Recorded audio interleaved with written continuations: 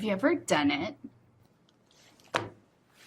Look, I'm not gonna discuss my private life with total strangers. I'll do anything sexual, and I don't need $1 million either. You're lying. Pretty much already have. Everything except a few things that are illegal. Lie. It's kind of a double-edged sword, isn't it? A what?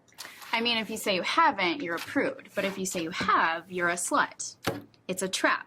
You want to, but you can't. Once you do, you wish you hadn't, right? Wrong. Well, maybe if you just answer the question. Why don't you just answer the question? Be honest. No big deal. Yeah, just answer. Be honest. Talk to us. Come on, Just answer the the question. No, I never did it!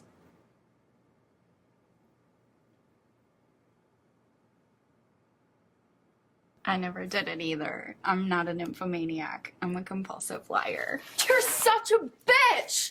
You did that on purpose just to fuck me over. You're just pissed because she got you to admit something you didn't want to admit Okay, to. fine, but that doesn't make it any less bizarre. What's bizarre? I mean, we're all pretty bizarre. Some of us are just better at hiding it, that's all. How are you bizarre? He can't think for himself. She's right. Do you guys know how I got in here? I taped Larry Lester's buns together. That was you? Yeah, you know him? Yeah, I know him. Well, then you know how hairy he is. And when they pulled the tape off, most of the hair came off. And some skin, too. Oh my god. And the bizarre thing is that I did it for my old man. I tortured this poor kid because I wanted him to think that I was cool. You know, my dad's always going off about, you know, when he was in school, all the crazy things he used to do. And I felt like he was disappointed in me because I never cut loose on anyone. Right, so I'm in the locker room. I'm taping up my knee. And Larry's undressing a few lockers down from me. And yeah, Larry's kind of skinny, weak. And for some reason, I thought about my father and his attitude about weakness. And the next thing I knew, I just jumped on top of him and just started wailing on him. And my friends, they all laughed and cheered me on. Afterwards, when I was in Vernon's office, all I could think about was Larry's father.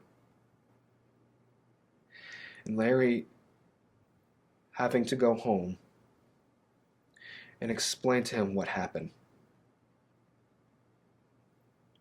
And the humiliation, the fucking humiliation he must have felt. It must have been unreal. I mean, how do you apologize for something like that? There's no way It's because of me and my old man. God, I fucking hate him so much. He's like this mindless machine that I can't even relate to anymore. Andrew, you have to be number one. I won't tolerate any losers in this family. Your intensity's for shit! Win! Win! Win! You son of a bitch.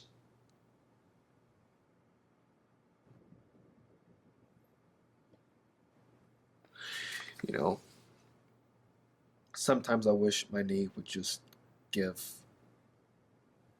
and I wouldn't be able to wrestle anymore.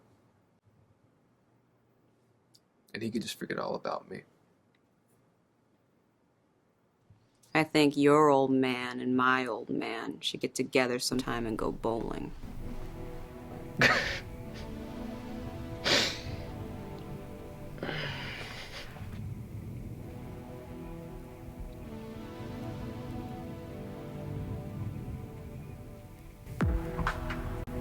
We accept the fact that we had to sacrifice a whole Saturday in detention for whatever it was we did wrong.